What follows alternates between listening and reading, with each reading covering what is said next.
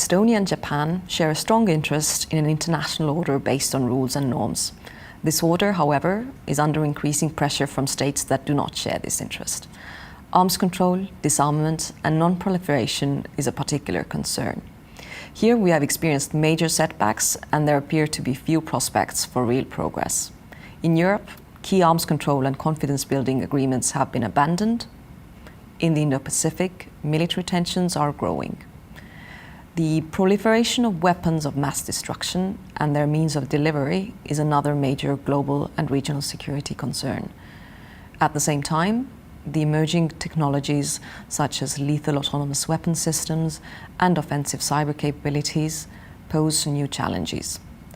Multilateral efforts to address their potential impact are challenging. There is no better interlocutor to discuss these issues than Professor Nobushige Takamizawa. A former senior security and defense policymaker, think tanker, and diplomat, he has recently served as ambassador of the delegation of Japan to the Conference of Disarmament in Geneva. He's a visiting professor at the University of Tokyo. Professor Takamizawa, it is a great pleasure and honor to speak with you today. Thank you, Secretary, and it's a great honor for me to give an opportunity to promote dialogue between Europe and the Asia, but in particular, Estonia and Japan. I think that Estonia has a lot of strength in the international community, namely it's really famous for the digital transformation. And also, I think as the Secretary talked about, that it's really important to fight against the hybrid warfare. And I know that how Estonia has experienced the challenges in the past, and it is really a good, I think, strength with Estonia to lead the world in this area. And Japan is also suffering from this kind of new phenomena, not limited to the arms disarmament and arms control and so forth. So I think cooperation between Europe and Asia is increasingly important given the nature of the trends of the international security as well as the economic prosperity. So I think I really want to contribute to the promotion of the cooperation between Estonia and Japan, in particular in arms control and disarmament and other areas of common interest. Thank you, Undersecretary. Thank you very much. I couldn't agree with you more. Before we go into our main topic today, which is arms control and disarmament, I'd like to get your opinion on the broader geopolitical landscape, which is of course very important when we look at arms control and disarmament tools. The old arms control agreements that helped manage Cold War were hard to reach, but it seems to me that reaching new arms control agreements in the 21st century seems even harder. The precondition for successful arms control is trust between the main actors. And when we look around, then the relationship between Russia and the Euro-Atlantic community in Europe on the one hand is at a low point. And when I look to Asia, then the competition between the US and China is entering a new era. So I would be very interested in getting your view of the geopolitical situation.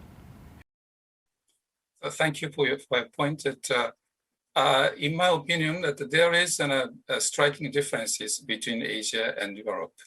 And for example, from Japanese perspective, Russia is really a kind of challenging actor, but in comparison to China, Russia is very different. So many people in Japan are not so really kind of cautious about Russia, but China is pretty different. And I think that particularly after the US national security strategy in 2017, I think the perception of the world order has changed greatly. So I think current Biden administration is following the same course. And in Japanese strategic thinking, that between 2010 and 2020, there is a great shift from the cooperation to the competition.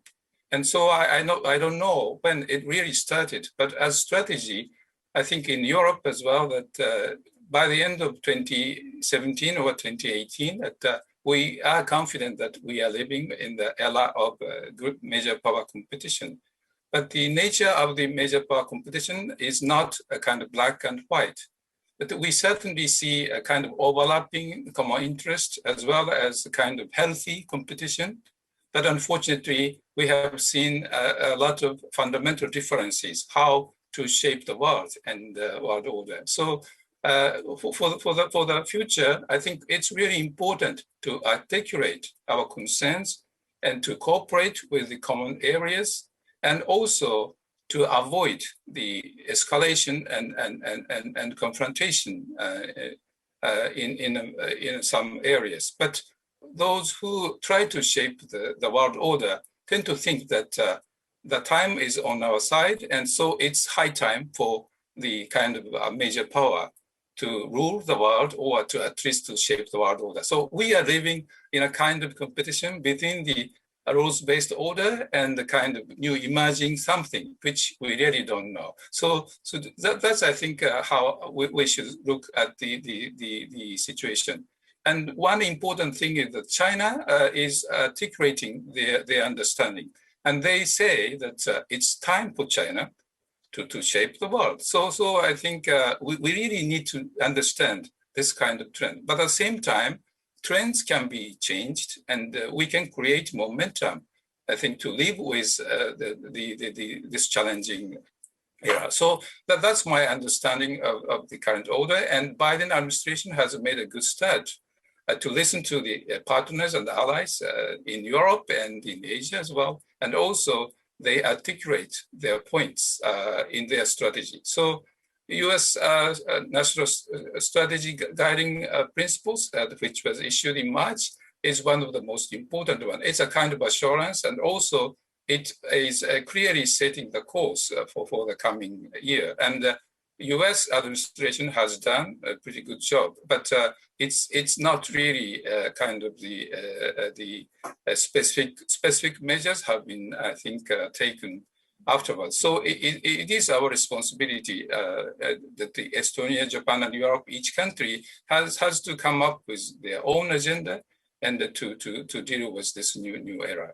Before we delve into arms control, just one last question. You mentioned China, and I'd be interested on how you view Chinese core interests when it comes to matters related to arms control and disarmament. Yeah, I think among the Japanese experts on China, I think it's really a kind of common understanding that their core interest is the survival of Chinese Communist Party. So I think that's a basis. And when it comes to their core interest, I think it is related to the territorial, I think, claims and so forth. So China is always need to be center in Asia. And the scale of their territory is vague and developing, and also expanding. So in terms of the Japanese perspective, South China Sea and Taiwan and East China Sea and their borders are kind of one of the most important core interests. So, and given the geopolitical and the geographic relations, that South China Sea, Taiwan, and East China Sea is really close, and kind of one maritime, I think, area. So we understand that how China would like to see the survival of Chinese Communist Party, its economy and the legitimacy of the Chinese Communist Party, which is related to economy as well as the traditional territorial, I think, claims. So let's turn to arms control and disarmament more specifically now. I'm sure you have seen the situation in Europe, and the state of arms control in Europe is in a rather sorry state. The latest victim, if I may call it that, is the Open Skies Treaty. But of course, there are numerous previous failures as well for example, the INF Treaty. Now, when I look to Asia, then China is of course a new player in the arms control arena. However, there are no formal negotiations between the United States and China, and there are also no trilateral negotiations between the United States, China, and Russia. So what are, in your view, the prospects for starting such negotiations? It is my understanding that China prefers the bilateral negotiations as well as the kind of UN-centered multilateralism. So if that understanding is correct, that US, I think, needs to take an approach to directly engage with China. So the role of the Europe and the countries in Asia, I think, will come up with a kind of agenda that what is a real issue. So what kind of measures should be taken between US and China, for example, or US and Russia. So I believe that bilateral, I think, negotiations or relations will be key. And in order to make that happen, that the cooperation between US and allies and partners are very important. And at the same time, it is really important for us, Estonia, Japan, and others to directly talk to China. This is in China's interest that to kind of make a deal with the international community, and in particular with the US. So I think that's a realistic approach. And the Biden administration seems to be kind of working hard on this direction. But it is up to China. How do they see the trends or momentum? So for the time being, China sees that it's not kind of a good timing for China to talk to US and to deal with US, but they really want to buy some time so that China can negotiate with US from the position of strength. So I think that's the kind of impression I have so far. The question for me still remains, what could be the incentive for China? And I suppose no one has really found out or figured out what the incentive would be. If we, for example, turn to the nuclear sphere, then China is unlikely to want to limit itself, while they do not have parity with the United States and Russia. So what could motivate them in the, let's say, near future to join any talks while there is still no parity? Yeah, that's true. And so one area that we need to think of is that when it comes to the nuclear arms and nuclear balance, and how does China see the strategic calculus? So if China believes that really they want to shape the world, and at least that to compete with the US or as one of the two major powers, I think current force structure, nuclear force structure, is not good enough. So maybe they need to build up their nuclear forces, which is good enough to be competitive with the US. So it's really hard to give incentives to China to give up this concept. But the second point is important. How can the international community give a strategic picture that China believes that the status quo may be not a bad thing for them to deal with, and so how the world can give a different incentive outside of the nuclear deterrence or nuclear balance. So that's a kind of thinking. So if the international community can be flexible to adjust the changes, or to the emergence of the Chinese power, to the rise of China, then, or other countries, how the international system can be flexible or can be modernized, adjusted to the changes of the world. So we can see the climate change as an example, and cooperation in the maritime safety, for example, or how disaster relief or environmental issues and so forth. So we can, I think, find out some areas of Chinese interest, and also we can work with. So if we can give an incentive may come from the different areas of the cooperation. So, but when it comes to the nuclear,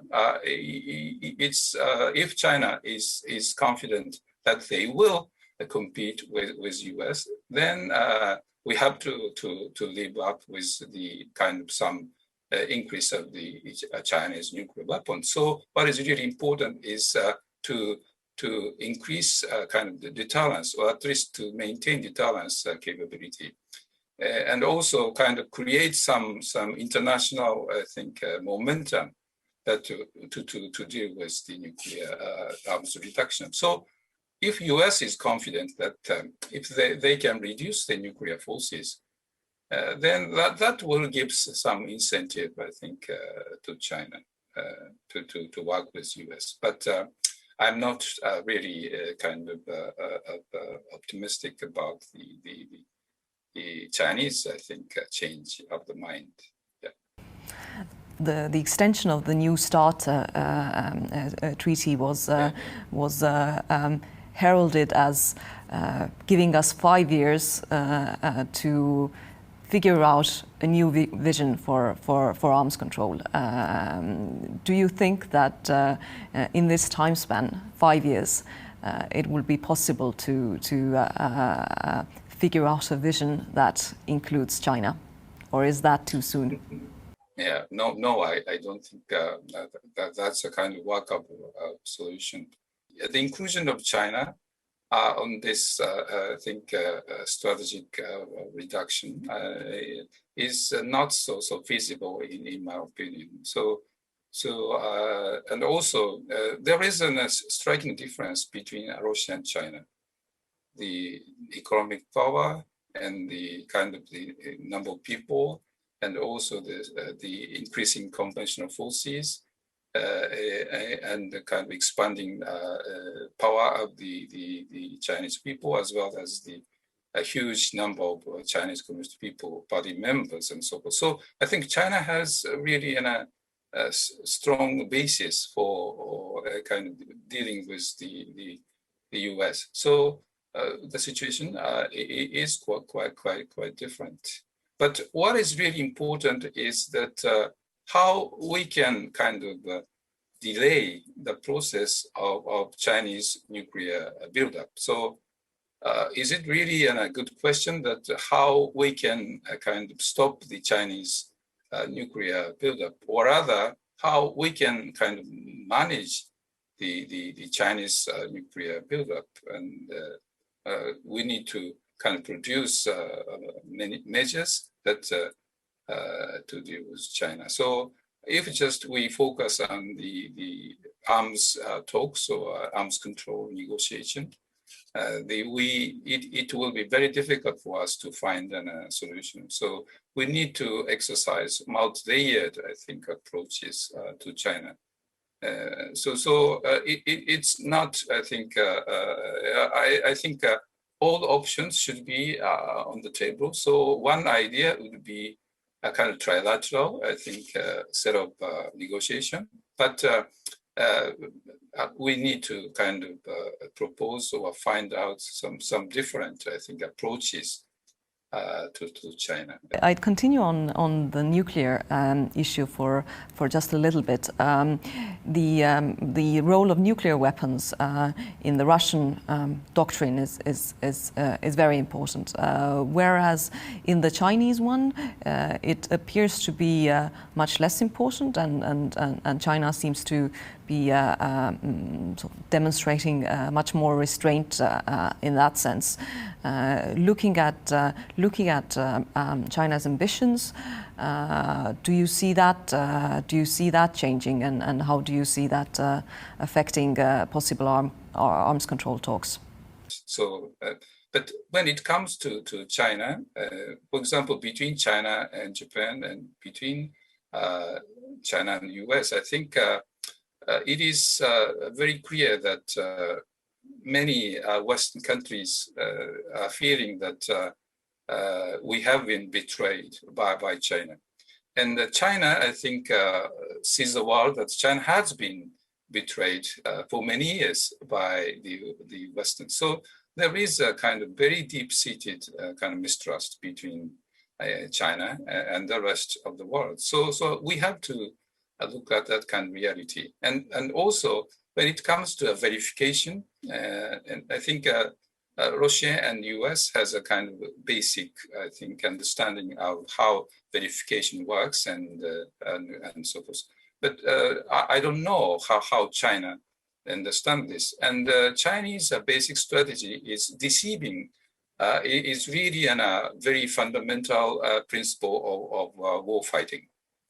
So how can we build a trust in this area?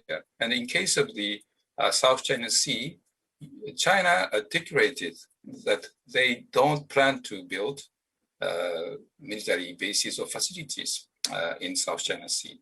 But it was not really kind of the case. That so definition about the bases are changing and so forth. So words and action are really different. And also we don't have a long history of trust, and also no mechanism for verification. So it's quite different. But at the same time, China has a lot of international interest in many areas, far greater than Soviet Union or Russia.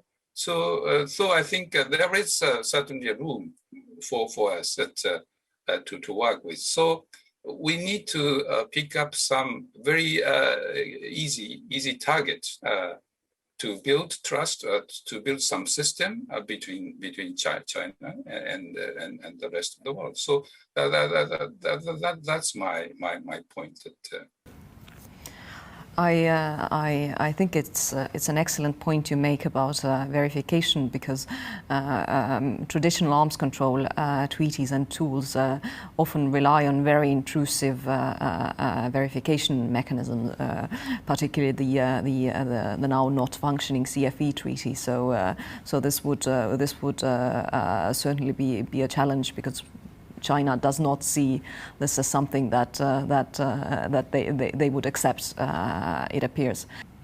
Before we move forward on to other arms control issues, the last question on nuclear arms control and non-proliferation. This year we will have the review conference of the Nuclear Non-Proliferation Treaty, and we have seen quite a strong polarization among countries. So what do you expect the outcome of the review conference to be? Yeah, that's really a good question. And but given the kind of the positive development since the end of the 2020. As you mentioned, that the New START was not, I think, destroyed. So that's one positive element, and also with regard to the cybersecurity, the open-ended working group and as well as the government group of experts, they all agreed on the kind of consensus report. So I think. It's really a fundamentally different, but we can cooperate, and we are able to demonstrate kind of the consensus element in this area. So I think when it comes to the NPT process, that the good thing is that the NPT review conference has been postponed to 2021, and we are now reviewing in a pretty more cooperative, I think, setting in the world. So I think I'm not really not so pessimistic of the possibility that we can come up with some outcome document. So it can be a good basis of collaboration and cooperation. So, but the real challenge is that it's high time for us to work on the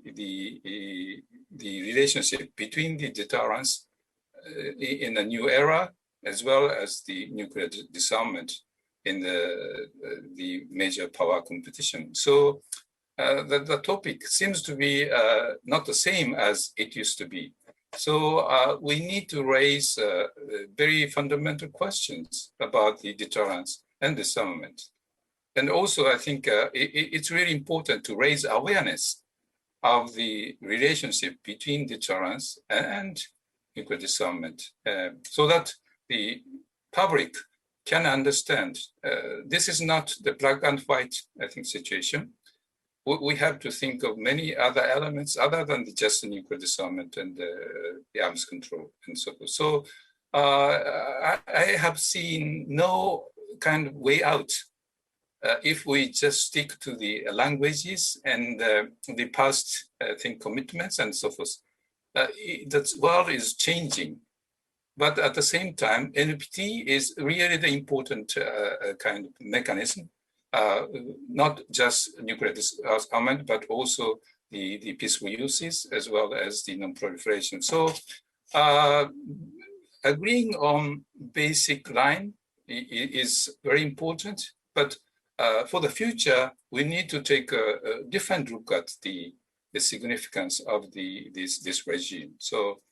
And so one area that I can think of is that to focus on cyber elements. So I think cyber attack on the facilities or command control systems and so forth, and also the relationship between the outer space system and the nuclear deterrence is now challenged. So cyber space can be a very dangerous, I think, area. So if the major powers, nuclear powers, can agree on kind of restraining the use of cyberspace for undermining the nuclear stability, I think that's the important area. And U.S. I think think tanks have proposed some papers that China can work on this. So I think that these kind of efforts are really important for the future. And so not just focusing on reduction, but focusing on stability and under the new challenging, I think, situations. You actually took us to the topic that I was planning to raise next, emerging technologies and arms control and non-proliferation when it comes to these. Of course, cyber is no longer really a new technology, but others such as AI, hypersonic weapons, the space domain. And as I said in my introduction, regulating them is a big challenge. For example, let's say with hypersonic weapons, it's easier. You can use sort of more traditional arms control methods, but how do you regulate autonomous systems, AI, cyber activity? I guess there are no easy solutions, but I'd be very much interested in hearing your views on it. Yeah, I think my answer to the emerging technologies, how we should regulate the current trends, I think the only solution is the multi-stakeholder approach. I think the role of government or role of the state parties are now quite, I think, restrained because of the change of technology and expansion of the players in this area. So my sense is that the government should facilitate the opportunities that to encourage the multi-stakeholders and the platformers or experts or non-governmental organizations and companies and industries that to focus on the danger, potential danger of the weapon systems. And at the same time, that it is really important that how effective technologies are to minimize the damage and also to increase the stability by introducing the emerging technologies for their weapon systems or infrastructure and so forth. So my answer is that the government needs to come up with a kind of holistic and approach to this issue. But that's not good enough.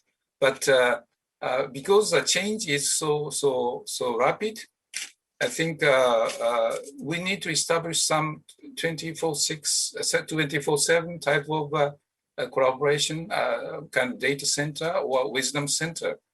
And second is that sharing information and sharing best practices or good practices by national implementation or local implementation. So I think that when we talk about difficult challenges, there are some cases that the measures have been taken very successfully, even in a small area. So we need to learn a kind of such a success story, or so that we can have a much broader cooperation or improvement in the system. You very rightly pointed out the intersection between the nuclear domain and the emerging technologies, and I think this is something that needs to be looked at, because a lot of the dangers actually come from that intersection, and whereas in debates and in negotiations, the two domains are quite often still treated separately. So thank you for that point. If I might now move to a completely different topic. I remember back more than 10 years ago when I myself was negotiating that in New York, and last year China decided to join the treaty. Is that something that fits into the pattern, or was that something that surprised countries in the Indo-Pacific?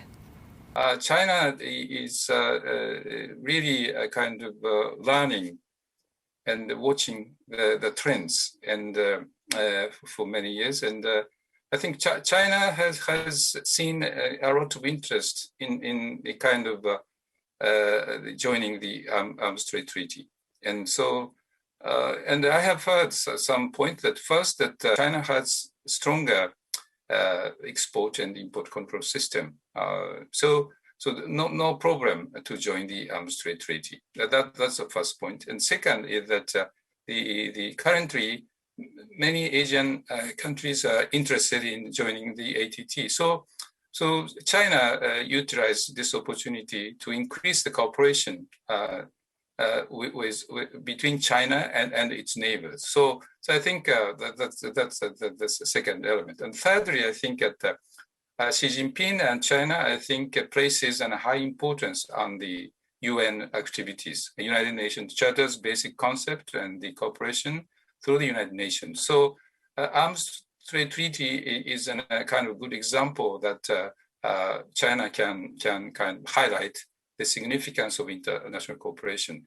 And so I think that's one of the reasons. And finally, I think it is kind of from the commercial interest. I think China is exporting the arms to many countries. And so if, as a member of the Arms Trade Treaty, China can create a kind of favorable condition for China to regulate the arms control, arms trade and export and import. So I think China seems to be having a comprehensive assessment, and the Arms Trade Treaty is a good vehicle, a good tool for China to expand their international influence. So that's my understanding. And this kind of approach has been, I think, observed in kind of different areas of international setting. So I think we basically welcome that kind of attitude. But once China is a member of some mechanism, then they begin to think differently, or we don't understand fully how China understands the mechanism. So their interpretation is intentionally or unintentionally is somewhat different from the usual understanding of the treaty. So I think we need to kind of be cautious about the difference. So we shouldn't simply kind of criticize China, or your interpretation is wrong. No, sometimes we have so many vague areas in agreeing on the international settings. Arms trade treaty is not an exception. So the ATT has a lot of ambiguous, I think, areas to be clarified and to be operationalized in the future. So we need to listen to some Chinese basic questions. We're slowly coming to the end of our conversation, and I wanted to end it with a question of how we here in the transatlantic community in Europe and close partners in the Indo-Pacific area could better work together. These days, you can hardly go to any NATO or EU meeting where the Indo-Pacific region is not a topic. NATO is going to soon undertake writing a new strategic concept, and I'm sure this will come as no surprise to anyone that the Indo-Pacific region again will figure quite prominently in that document. So throughout our conversation, you've outlined a number of suggestions for how to sort of kick arms control and disarmament into gear again. So I'd give you this opportunity now to highlight any other ideas that you've not been mentioning so far, and of course the possible cooperation opportunities. Yeah, I think that I really would like to ask the Estonia that what kind of areas that Estonia is interested in, and my answer is that when we talk about EU-NATO as a kind of organization, but when it comes to implementation, I think country to country, bilateral or trilateral cooperation is important, and also the industries have a role to play. And so from that perspective, I think that Japan would like to kind of prioritize the country under the EU strategy or NATO strategy for implementation. And when, for example, when it comes to the cybersecurity cooperation, then Japan is quite interested in hybrid warfare and type of influencing operation and how to deal with the hybrid warfare and on a daily basis, and mass media and use of disinformation and so forth. And I think in that case, Japan is now facing some challenges from China, and Japan needs to respond very comprehensively, not just the kinetic, but all other measures. And Estonia has learned a lot from experience with Russia, and Japan has learned some lessons from China. But the Indo-Pacific are the different side of Russia and China. So I think from Japanese perspective, we can kind of designate some leading country in NATO or in EU to cooperate with Japan on some specific areas of interest. So that's a kind of a proposal that I can make. And so in UN cases or in international cooperation, we can see some leading countries and also supporting countries on specific issues. In case of UN agenda, when it comes to implementation, I believe that countries in the region need to kind of identify the priority areas.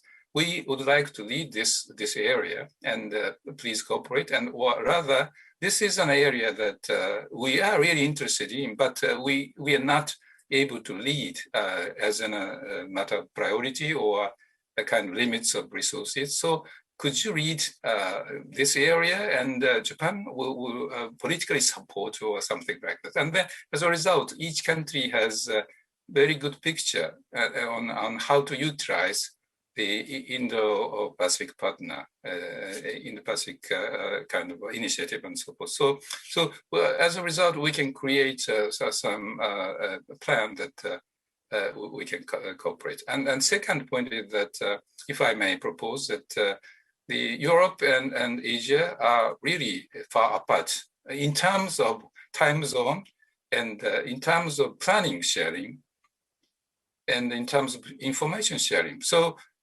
but we really don't know what you have done and what was your priority and so forth. So I think that kind of seamless coordination or sharing of the planning or information would best serve in kind of reducing the overlapping or redundancy or duplication, I mean, and also the use of the industries. I know that many industries are kind of working on some specific projects in specific countries, but if we notice how important these projects are, and then we can kind of correlate and work together on some specific issues. We can blend a kind of the decision for a project or cybersecurity projects, so that we can put an emphasis on this area. So this is a kind of thinking, because that human resources are limited and budget is increasingly tight. So we have to fully utilize the resources, and kind of pooling effort will be needed. I think these are excellent ideas. Thank you for these, and also thank you for this whole conversation. Your thoughts on not just arms control and disarmament, but on the broader geopolitical setting. It's been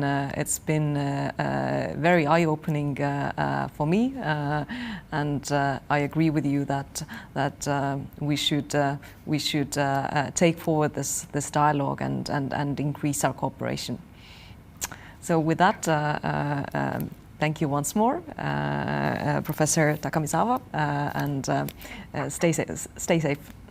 Thank you for giving me the opportunity. Thank you very much.